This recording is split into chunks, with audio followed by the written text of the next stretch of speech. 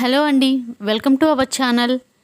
ఈరోజు మన special recipe వచ్చేసి ఎగ్ బిర్యానీ. చాలా ఈజీగా టేస్టీగా ఇంట్లోనే రెస్టారెంట్ టేస్ట్ వచ్చేలాగా ఎలా చేసుకోవాలో చూపించబోతున్నాను.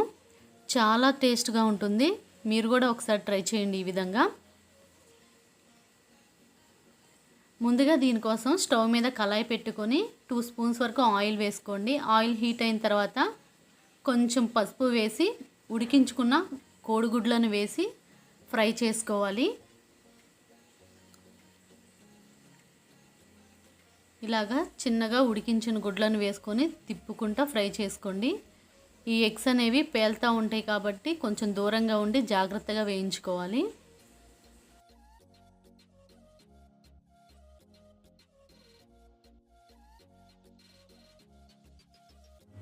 ఒక 2 నిమిషాలు అయిన తర్వాత దీని మీద 1/2 టీ స్పూన్ కారం వేసి మొత్తాన్ని ఈ విధంగా కలుపుకుంటూ వేయించుకోవాలి.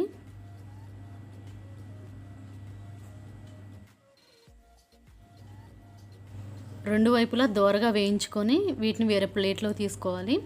ఇప్పుడు ఒక మిక్సీ జార్ తీసుకొని దాంట్లో 10 జీడిపప్పులు, 2 పచ్చిమిర్చి, కొంచెం పుదీనా, కొత్తిమీర, 1 టీ స్పూన్ తెల్ల నువ్వులు వేసుకొని మిక్సీ వేసుకోవాలి. ఈ తెల్ల నువ్వుల ప్లేస్లో మీరు గసగసాలైనా వేసుకోవచ్చు. ఇప్పుడు స్టవ్ మీద బిర్యానీ చేసుకోవడం కోసం ఒక పెద్ద బౌల్ పెట్టుకొని దాంట్లో 3 టీ స్పూన్స్ వరకు ఆయిల్ వేసుకోండి.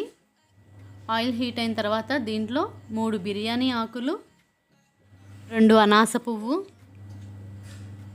5 లవంగాలు, 3 యాలుక్కలు, చిన్న ఇంచు దాల్చిన చెక్క, జాపత్రి, చిన్న సైజు జాజికాయ, 2 మరాఠీ మొగ్గ వేసుకొని కొంచెం లైట్గా వేయించుకోవాలి. అలానే సన్నగా కట్ చేసిన ఉల్లిపాయల్ని ఒక 2 ఉల్లిపాయల్ని సన్నగా కట్ చేసుకొని వేసుకోండి, చిన్న సైజువి. ఈ ఉల్లిపాయలు మగ్గిపోయేలోగా వీటిలో 3 పచ్చిమిర్చిని ఇలా చీలికలు వేసుకోవాలి. అలానే కొంచెం పుదీనా, కొత్తిమీర వేసుకోవాలి. వేసుకొని వీటిని లైట్గా ఫ్రై చేసుకోవాలి. ఇవి ఫ్రై అయిపోయిన తర్వాత దీంట్లోకి 2 టేబుల్ స్పూన్స్ అల్లం వెల్లుల్లి పేస్ట్ వేసుకోవాలి. అలానే 2 టేబుల్ స్పూన్స్ పచ్చి కొబ్బరి లేదా ఎండు కొబ్బరి పొడిని వేసుకొని కలుపుకోవాలి. 2 టమాటాలని చిన్న చిన్న ముక్కలుగా కట్ చేసుకొని వేసుకోండి. దీని మొత్తాన్ని ఒకసారి బాగా కలుపుకొని మూత పెట్టి టమాటాలు అనేవి బాగా మగ్గిపోయేదాకా ఉంచుకోవాలి. టమాటో బాగా మెత్తగా ఉడికిపోయిన తర్వాత దీంట్లోకి మనం మిక్సీ పట్టుకున్న జీడిపప్పు పేస్ట్ను వేసుకోవాలి. ఇలా జీడిపప్పు పేస్ట్ వేసిన తర్వాత అదే జార్లో ఒక చిన్న టీ కప్పుడు వాటర్ పోసి ఆ వాటర్ కూడా పోసుకొని దీంట్లో కలిపేసుకోవాలి. ఇలాగా ఒక 2 నిమిషాలు అయిన తర్వాత దీంట్లోకి ఇప్పుడు మనం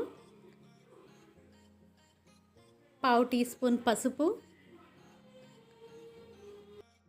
1 టీ స్పూన్ ధనియాల powder, 1 teaspoon garam masala powder, 1.5 teaspoon salt అనేది మీ రుచికి సరిపడా వేసుకోండి. 1.5 టీ స్పూన్ కారం కూడా అంతే, మీ ఘాటుకు తగినంత వేసుకోవాలి. ఈ మొత్తాన్ని ఒకసారి బాగా కలుపుకోవాలి.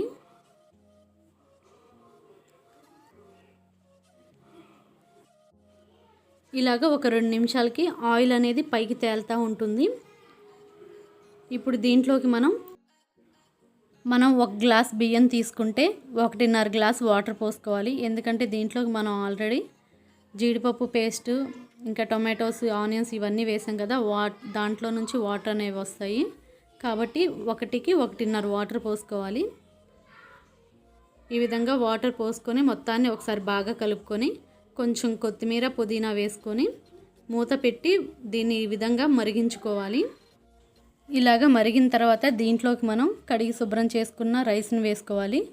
నేను ఇక్కడ నార్మల్ రైస్నే వాడుతున్నానండి, రోజు మనం ఇంట్లో యూస్ చేసుకునేదే. మీరు ఈ ప్లేస్లో బాస్మతి రైస్ని కూడా యూస్ చేసుకోవచ్చు. నేను ఇక్కడ కేజీ బియ్యం తీసుకున్నానండి. దాన్ని శుభ్రంగా కడిగేసుకొని ఈ విధంగా వేసుకుంటున్నాను. ఇలా బియ్యం వేసుకున్న తర్వాత ఒకసారి మొత్తాన్ని బాగా కలుపుకోవాలి. ఇలా ఒకసారి కలుపుకొని మనం ఫ్రై చేసుకున్న ఎగ్స్ని వేసుకోవాలి.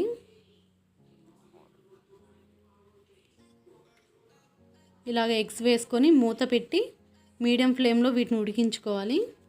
ఒక పావు గంట తర్వాత చూడండి రైస్ కూడా మంచిగా ఉడికిపోయి ఉంది. ఇప్పుడు సర్వింగ్ బౌల్లో తీసుకొని సర్వ్ చేసుకోండి. ఎంతో ఈజీగా టేస్టీగా ఉండే ఎగ్ బిర్యానీ రెడీ అయిపోయింది. మీరు కూడా ట్రై చేయండి. ఎలా వచ్చిందో నాకు కామెంట్ చేయండి. ఈ వీడియో మీకు నచ్చినట్లయితే లైక్ చేసి మన ఛానల్ని ఇంతవరకు ఎవరైనా సబ్స్క్రైబ్ చేసుకోకపోతే సబ్స్క్రైబ్ చేసుకొని పక్కనున్న బెల్ ఐకాన్ని యాక్టివేట్ చేసుకోండి.